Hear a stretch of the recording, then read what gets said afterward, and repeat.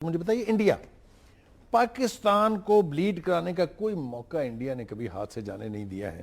اس بیچ جب ہمارے افغانستان کے ساتھ تعلقات بہت ہی تلخ ہوئے ہیں, انہوں نے لائن آف کنٹرول کے اوپر جو کچھ ڈرامہ بازی کی ہوئی ہے ایک طویل عرصے سے, سال ڈیڑھ سال سے جو مسئلہ چل رہا ہے, بلکہ اس سے بھی زیادہ سے, ہماری جو قیادت ہے ان کا رویہ جو ہے انڈیا کے حوالے سے وہ بھی ہم سب جانتے ہیں, اس کے بارے میں کوئی دو رائے نہیں ہے, تھوڑا سا مائلڈ ہے, اور اس کا وہ فائدہ اٹھا کے پوری دنیا میں ہماری تذلیل کا باعث بھی بن رہا ہے, اور جو ہمارے ٹریڈیشنل الائز تھے ان تک کو انفلوئنس کر کے ہم پر وہ سارے پریشر جو ہیں وہ واپس آ رہے ہیں. امریکہ میرا حوالہ ہے 60 سال تک ہم نے اس کی خدمت کی, لیکن بالآخر ڈو مور جو ہے وہ گالی ہمیں ہر دوسرے دن پڑتی ہے. How do you react to it? اچھا بخاری صاحب, ابھی امبیسڈر صاحب یہ کہہ رہے تھے کہ امریکہ کی خواہش ہے کہ وہ اپنی مرضی کی حکومت افغانستان میں قائم کرے. اچھا, یہی خواہش انڈیا کی بھی ہے کہ وہ افغانستان میں اپنی مرضی کی حکومت قائم کرے, اور یہ مسائل جب جنم لیے تھے اس وقت ہماری خواہش بھی یہی تھی, ہماری بھی یہی خواہش, آج بھی یہی ہے, لیکن اس وقت جب یہ مسائل جنم لے رہے تھے تو ہماری بھی خواہش یہ تھی کہ یہ جو حکومت ہے یہ ختم ہونی چاہیے اور ہماری مرضی کی حکومت آنی چاہیے. ایک کٹ پتلی حکومت شاید ہم چاہتے تھے. اب اس وقت جو میں ایک بار پھر اس کا حوالہ اس لیے دے رہا ہوں کہ یہ ظاہر کنیکٹڈ ہے, اس وقت ہم جب یہ ایک پالیسی کو لے کر چل رہے تھے, جب ہم تمام گروپس اکٹھے کر کے, ہماری کوشش تھی کہ طالبان سے جڑ کر اور وہاں کی حکومت کو ڈیسٹیبلائز کر دیں یا ختم کر دیں, اس وقت ہم اپنے دشمن پیدا کر رہے تھے, اور اس میں سب سے بڑا دشمن جو اس وقت وہاں پر آیا وہ انڈیا تھا. انڈیا, ایران, سینٹرل ایشیا کے کچھ اسٹیٹس اور رشیا, یہ سب مل کر وہاں پر ہمارے مخالف اکٹھے ہوئے. تو اس وقت اگر ہمارے ذہن میں یہ نہیں تھا کہ ہم ایسے دشمن پیدا کر رہے ہیں, خواجہ آصف صاحب نے تو صرف اشارہ کیا ان قوتوں کی طرف جنہوں نے بندوقیں تانی ہوئی ہیں, لیکن اصل بندوقیں تو انہوں نے تانی ہوئی ہیں جن کی طرف آپ اشارہ کر رہے ہیں کہ جن کی طرف ہم انکلائنڈ ہیں, جن کی طرف ہم دوستی کا ہاتھ بڑھاتے ہیں. اور پرائم منسٹر صاحب نے کچھ دن پہلے پھر کہا یہ کہ مجھے مینڈیٹ دیا گیا تھا انڈیا کے ساتھ دوستی کا. اب اس خواہش کا ایک رد عمل تو خیر ان کے لیے شاید خوشخبری بھی ہے کہ اب وہ دوبارہ مودی صاحب جو ہیں وہ الیکشن شاید یو پی میں چونکہ جیت گئے ہیں, تو ایسا لگ رہا ہے کہ وہ آئندہ بھی پرائم منسٹر انڈیا کے وہی ہوں گے, کیونکہ وہ بہت بڑا ایک وہ ہے. خیر یہ الگ بات. اب معاملہ سر یہ ہے کہ ہم اس پالیسی کو, اس کنفیوژن کو مٹاتے ہوئے آج اس سے سبق سیکھتے ہوئے کچھ کر رہے ہوں تو چلے ہم کہیں کہ ہم ماضی کا ذکر ہی نہیں کرتے, ماضی میں سب نے غلطیاں کی, ہم نے بھی کی, کچھ ہوا یا بہتری کی امید ہے, یا بہتری کی, لیکن آج بھی وہ کنفیوژنس موجود ہیں, آج بھی ہماری پالیسیز کلیئر نہیں ہیں, آج بھی ہم نہیں سمجھتے, ہم نہیں جانتے کہ ہم نے اس کو کیسے ٹیکل کرنا ہے. ہم کسی فورم پر جا کر یہ نہیں کہتے کہ افغانستان میں جو کچھ ہو رہا ہے یا افغانستان جو کچھ ہمارے ساتھ کر رہا ہے, یا وہاں سے اب یہ ریسنٹلی واقعہ ہوا کہ ہماری چیک پوسٹوں پر حملہ ہوا ہے, 6 دہشت گرد ان کے مارے گئے ہیں, اس سب کے پیچھے انڈیا کا ہاتھ ہے. یہ ہم کسی فورم پر اس کو اسٹیبلش یا تو کرنا نہیں چاہتے, یا سمجھتے ہیں یہ کرنے سے نقصان ہوگا, یا ہم کر نہیں سکتے, یا ہم دانستہ طور پر یا مصلحتاً خاموش ہیں. اس کی وجہ سے فائدہ یہ ہو رہا ہے ہماری مخالف قوتوں کو کہ وہ ہمیشہ مستقل ہم پر چڑھائی کیے ہوئے ہیں. اور افسوس کی بات اور پریشانی کی بات یہ ہے, المیہ یہ ہے کہ مستقبل قریب میں بھی اس میں بہتری کی کوئی صورت نظر نہیں آتی, باوجود اس کے کہ ہم بہت سیریس ہیں اپنے سی پیک کو لے کر, ہم بہت سیریس ہیں وہاں پر ایک آنے والے دنوں کو بڑے شاندار انداز میں پیش کرتے ہیں بلوچستان کے حوالے سے. لیکن یہ کیسے ہوگا؟ ابھی جب آپ نے بارڈر ظاہر ہے مستقل طور پر بند نہیں کر سکتے, آپ نے وہ کھولنا ہے, اور وہ بہت دباؤ ڈال رہے ہیں, اور ہر طرف سے دباؤ ڈال رہے ہیں. وہ کہہ رہے ہیں یہ انسانی ایک المیہ پیدا ہو رہا ہے, آپ نے سیگریگیٹ کر دیا ہے خاندانوں کو, آپ نے وہ بارڈر کھولنا ہے, اور جب کھولنا ہے تو آپ کے پاس کیا اس کے مینجمنٹ کا طریقہ کار ہے؟ اس حوالے سے کوئی کیا ہمارے بڑے سر جوڑ کر کسی جگہ پر بیٹھے ہوئے ہیں کہ ہم اس بارڈر کو کیسے مینج کریں گے, ہم ان کا جو پوائنٹ آف ویو ہے اس بارڈر کے متعلق اس کو کیسے نیگیٹ کریں گے, ہم اپنا اب کس فورم پر جا کر اپنا پوائنٹ آف ویو کیسے رکھیں گے؟ انفارچونیٹلی مجھے لگتا ہے کہ ہم ان تمام چیزوں کے بارے میں شاید فکر مند نہیں ہیں, یا ہمارے پاس ان سوالوں کا جواب نہیں ہے. اور جب یہ چیزیں ہم سوچتے ہیں تو پھر ہم پریشان ہو جاتے ہیں کہ سی پیک کے حوالے سے جو خواب ہم پورا دیکھ رہے ہیں اس کو صحیح طور پر کامیابی کے ساتھ کیسے عملی جامہ پہنائیں گے, کہ جب ہم بلوچستان کے حوالے سے, اور ظاہر ہے بلوچستان افغانستان کے ساتھ جڑا ہوا ہے اور وہ بارڈر کا سارا معاملہ, تو اس پر ہماری حکمت عملی کیا ہے؟ تو یہ جو کمزوری ہے سر, یہ ہمیں پریشان کرتی ہے. ناظرین, گفتگو ہم کر رہے ہیں افغانستان کی صورتحال کے بارے میں, اور اس کے پاکستان کے اوپر کیا اثرات ہیں, پاکستان کو کیا کرنا چاہیے, اور ہمارے وہ دشمن جن کا نام لینے کی ضرورت نہیں ہے, سب ہم سمجھتے ہیں کون ہے, چاہے وہ ہمارے پڑوسی ہیں, چاہے وہ ہم سے دور بستے ہیں, ان کی کیا پلاننگ ہے, کیا وہ کرنا چاہتے ہیں. 2 چیزیں میں عرض کرتا ہوں جس کے اوپر ہم کامنٹ کریں گے جب بریک سے واپس آئیں گے. بریک کے لیے مجھے کہا جا رہا ہے, ایک تو یہ کہ این ڈی ایس اور را کا جو نیکسس ہے افغانستان کے اندر بیٹھ کے اس کی سرزمین پر سپن بالدے کے ایک علاقہ ہے جہاں پر ان کے ٹریننگ کیمپس ہیں, جہاں پر لوگ جو ہیں وہ انڈیا سے آ کے ٹریننگ دیتے ہیں, باقاعدہ را کے لوگ جو ہیں, اور این ڈی ایس جو ہے صبح سے شام تک ان کے ساتھ تعاون کر رہا ہے. جتنے اٹیکس ہوئے ہیں بلوچستان کے بیچ, حقائق یہ ہیں کہ ان کے پیچھے یہی این ڈی ایس اور را کا نیکسس جو ہے. اس کو میں نے جیسے کہا تھا کہ یہ جو این ڈی ایس اور را مل کے وہاں کر رہے ہیں, آپ کو یاد ہے جی ڈوبل صاحب نے ایک فنڈ قائم کیا ہوا ہے جس کی $1 بلین اس کے لیے رکھے ہوئے ہیں ٹو ڈسٹرائے سی پیک. بالکل ٹھیک اسد اللہ نے کہا کہ یہ بھی ایک آبجیکٹو ہے. لہٰذا اگر سی پیک آبجیکٹو ہے تباہ کرنا تو پھر تو یہ کاروائی آج کل میں رکنے نہیں جا رہی ہے, پھر تو یہ آن گوئنگ پروسیس ہے. How do you react to it? میرے خیال میں ایک تو پہلے ہمیں بڑا کلیئر ہونا چاہیے, ہماری لیڈرشپ کو بھی, ہمارے اینالسٹ کو بھی, عوام کو بھی, کہ ہماری جو most serious threat, security threat Pakistan کو ہے وہ انڈیا ہے. ٹھیک, اس کے اوپر ہمیں بالکل کلیئر ہونا چاہیے. انڈیا سے کسی خیر کی توقع کرنے ہیں حماقت ہے, حماقت ہے جی, لیٹ اس سے اٹ, جی ہاں, حماقت ہے, کم از کم ریئلسٹک نہیں ہے. تو ایک تو وہ کلیئر, اس کو آپ ڈپلومیٹکس جو تحفظات جی جی حماقت کر رہے ہیں. ٹھیک ٹھیک. افغانستان کے ساتھ آپ کے جو مسئلے ہیں وہ حل طلب ہیں اور حل کیے جا سکتے ہیں بشرطے کہ دونوں سائڈ جو ہیں ایک نیتی کے ساتھ بیٹھے ایک دوسرے کے ساتھ. جیسے اب ایک کوشش ہوئی ہے لندن میں, سرتاج عزیز صاحب گئے ہوئے تھے, حنیف اتمر جو ان کے نیشنل سیکورٹی ایڈوائزر افغانستان کے, مل کے اب ایک میٹنگ میں سارے مسئلے حل نہیں ہو سکتے, اور اتنے کمپلیکس مسئلے تو بالکل نہیں ہوتے. انکریمنٹل پروگرس کی توقع آپ سمجھتے ہیں کہ that's a good beginning? It's a good beginning. جو کام کیا گیا ٹھیک کیا گیا, اللہ کرے اس میں یعنی کوئی بہتری آئے اور آگے پروگرس ہو سکے. ہمیں کوشش یہ کرنی چاہیے حت الوسع اپنے ہم مفادات کو مد نظر رکھتے ہوئے, ان کو سیف گارڈ کرتے ہوئے ہم افغانستان کے ساتھ کسی انڈرسٹینڈنگ میں پہنچیں. ٹھیک, اور انڈرسٹینڈنگ کا بیسس یہ دو بیسس ہو سکتے ہیں. ایک تو یہ کہ ہم انہیں بتائیں کہ جی یہ جو آپ کے ملک میں سول وار ہو رہی ہے وہ ہم نہ چاہتے ہیں, نہ ہمیں اس سے فائدہ ہے, نہ ہماری خواہش ہے. آپ اس سول وار کو اگر ختم کرنا ہے تو سب سے بڑا کام آپ کو کرنا پڑے گا کہ آپ مختلف جو وارنگ فیکشنز ہیں, پارٹیز ہیں, ان کو اکٹھا وہ کریں, ٹیبل کے ارد گرد بیٹھ کے آپس میں بات چیت کریں. نمبر 1. نمبر ایک ایکسٹرنل ڈائمنشن بھی ہے, وہ پاکستان افغانستان کے درمیان میں ہے, اس لیے کہ کچھ لوگ جو وہاں لڑ رہے ہیں وہ بعض اوقات پناہ لیتے ہیں, ادھر آ جاتے ہیں. اسی طرح جو پاکستان کے جو ٹیررسٹ ہیں ان میں سے کافی سارے وہ افغانستان میں چھپ کے بیٹھے ہوئے ہیں یا ایران بیٹھے ہوئے ہیں. تو ہم دونوں حکومتوں کو اس پہ بالکل کلیئرلی یہ ایک ڈیسیژن لینا پڑے گا کہ نہ تو وہ ہمارے ٹیررسٹ کو کسی قسم کی سینچریز دیں گے, اور ہمیں ایک پولیٹیکل طور پہ اور ایک پالیسی لیول پہ ہمیں ایک فیصلہ کرنا ہوگا کہ اب جب کہ امریکن کی پریزنس وہاں پہ بہت کم ہو گئی ہے, 8-9-10 ہزار کے قریب ہیں وہاں پہ فوجی, ایک زمانے میں 1 لاکھ سے زیادہ تھے, وہ کسی صورت میں افغانستان کے علاقے کو کنٹرول نہیں کر سکتے. اور اگر جو لیٹسٹ خبریں یہ ہے کہ 50-60% کی جو ٹیریٹری افغان ہے وہ اب طالبان کے کنٹرول میں ہے.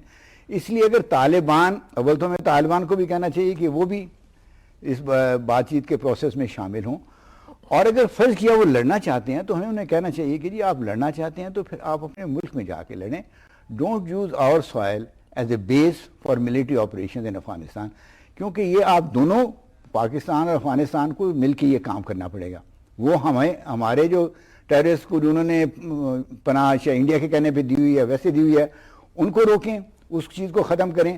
اور ہمیں اپنے بالکل کلیئر ایک پوزیشن لینی چاہیے کہ ہم کسی افغان پارٹی یا گروپ کو, چاہے وہ طالبان ہو یا گلبدین حکمت یار ہو یا کوئی اور ہو, اس کو ہم یہ اجازت نہیں دیں گے کہ وہ پاکستانی سوائل کو استعمال کرے فار ملیٹنٹ اور military operation in Afghanistan, for any terrorist activity. وہ بالکل. جنرل صاحب آپ کے پاس میں آ رہا ہوں یہ سوال لے کے کہ مجھے یہ بتائیے کہ ایک شخص تھا ملا نصیر اختر جو سائل تھا, جو شاید اس پوزیشن میں تھا کہ افغانستان میں پیس کے حوالے سے جو نیگوسیشنز کی توقع کی جا رہی تھی یا جو اس کے خواب دیکھے جا رہے تھے اس کو کسی ایک منطقی انجام تک لے جاتا. اس کو تو چن کے انہوں نے مار دیا, یعنی پاکستان کے علاقے میں چن کے اس کی ہلاکت جو ہے. آپ ملا اختر منصور کی بات کر رہے ہیں, آپ نصیر اللہ میں غلط کر رہا ہوں, I said corrected. Yes. لیکن ان کو ملا فضل اللہ نہیں بیٹھا ہوا نظر آتا وہاں پر, جس کو اتنی دفعہ پاکستان مطالبہ کر چکا ہے کہ خدا کے لیے اس کے بارے میں بھی کچھ کریں وہاں پر. یہ جو دو عملی ہے, اور پھر اب تو بھارت جو ہے وہ باقاعدہ مدعو کر کے داعش کو وہاں لانے کے لیے تیار ہے, فیسیلیٹیٹ کرنے کے لیے تیار ہے. یہ ایک نئی ڈائمنشن ہے جو is very horrible. How do you react? دیکھیے بھارت کی 7 کمپنیز یہ لسٹ ہو چکی ہوئی ہیں جو داعش کو اسلحہ اور سپورٹ فراہم کرتی رہی ہیں. یہ آن ریکارڈ ہے چیزیں, امریکہ کو پتہ ہے اس چیز کا. جہاں تک فضلاللہ ٹیم کا تعلق ہے، پاکستان نے جلنکیانی کے دور میں بھی جب نارتھ وزیرستان میں آپریشن نہیں کیا تھا تو وجہ صرف یہی تھی کہ پاکستان نے بار بار انسسٹ کیا کہ آپ نارتھ وزیرستان کے اپوزٹ آ کے بیٹھیے. امریکنز ایک طرف آپریٹ کر رہے تھے، پاکستان دوسری طرف آپریٹ کر رہا تھا. پاکستان سوات سے ہو کے نیچے آیا تھا تو پاکستان کی خواہش یہی تھی اور ریکویسٹ ان سے یہی تھی کہ آپ ہمارے ساتھ چلیے تاکہ اکٹھے پہنچیں، ان کو کوئی بھاگنے کی جگہ نہ ملے. امریکہ نے یہ نہیں کیا یہ، اور ڈیلیبریٹلی نہیں کیا یہ. انہوں نے ان سارے جو دہشت گرد تھے فضلاللہ ٹیم کو، ان کو آنے دیا. اب امریکہ کے لیے مشکل نہیں ہے ان کو ٹیک آؤٹ کرنا. وہ ٹیک آؤٹ اگر نہیں کرا تو اس کی اپنی خاص وجوہات ہیں. یہ پاکستان کو اس چیز کے بارے میں کوئی یعنی ایک خاص وجہ تو یہی ہے کہ anything that bleeds us that suits the Americans, not only us but through us, جو ہمارے دوسرے دوست ہیں جو ہمارے پاکستان کے انٹرسٹ کو نقصان پہنچا سکتے ہیں، جو فائدہ پہنچا سکتے ہیں، ان کو بھی وہ بلیڈ کرنا چاہتے ہیں اس طریقے سے. Is your apparent reference to CPAC and China? Oh yes. Okay. C pack, China اور روس کا معاہدہ پہلے ہو چکا ہوا ہے. افغانستان کے تھرو لنک ہو جائے گا سارا کچھ. جب یہ لنکیج اسٹیبلش ہو جائیں تو اس خطے میں پھر امریکہ کی تو جگہ رہتی نہیں ہے. اور امریکہ جو بہت بڑا خواب تھا کہ بھارت کے ساتھ مل کر وہ بحر ہند کو کنٹرول کر سکے گا، وہ دیٹ اسٹینڈ شیٹرڈ. اگر آپ کو یاد ہو جبوتی میں ابھی چائنیز فورسز پہنچ رہی ہیں وہاں پہ، تو باول مندب کو بھی چائنیز سنبھالنے کی کوشش کر رہے ہیں. تو امریکنز کے لیے تو مشکلات بہت بڑی بڑھ جائیں گی. دوسری جو چیز بارہا میں کہتا رہتا ہوں اور شاید لوگ اسے تنگ بھی آ جائیں، افغانستان کا سولوشن اس وقت ہوگا جس دن نیو دہلی کو مار پڑے گی. جس دن نیو دہلی کو پتہ چل جائے گا کہ افغانستان کے تھرو پاکستان کو بلیڈ کر کے یا افغانستان کے لوگوں کو امن کے ٹیبل پہ نہ آنے دینے سے بھارت کا نقصان ہے. آپ کے بھارت افغانستان میں امن اس میں پڑے گا. Do you see that possibility happening?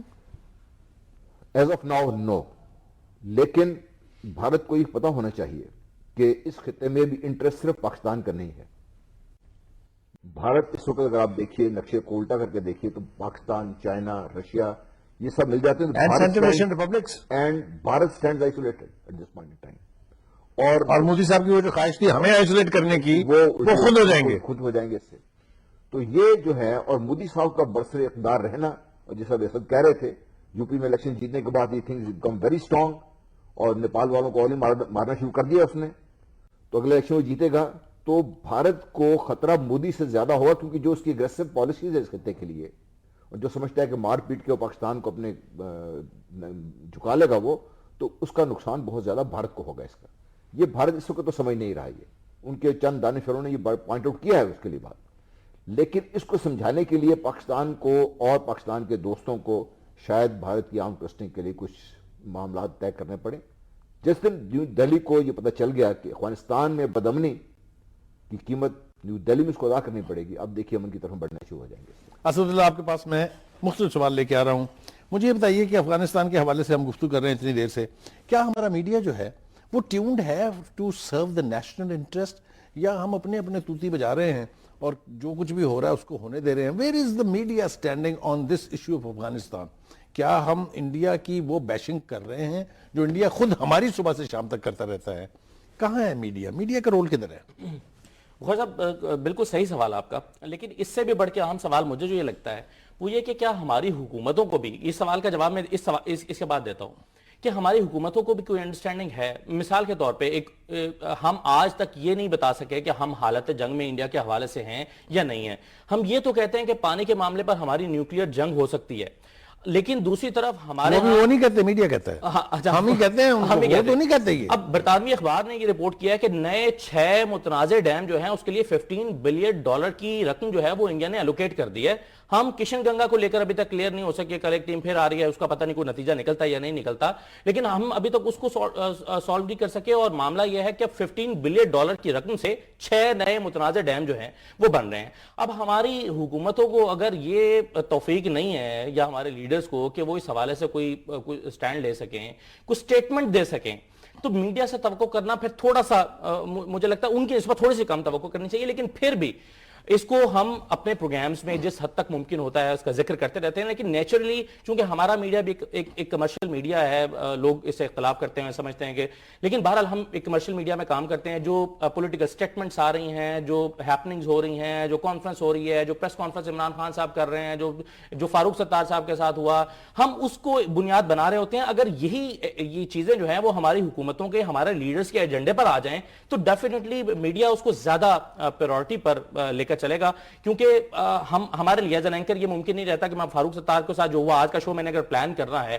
تو میں دیکھوں گا کہ عمران خان نے کیا پریس کانفرنس کی ہے، کراچی میں کیا ہوا ہے، یہ میری پہلی پریورٹی رہیں گے.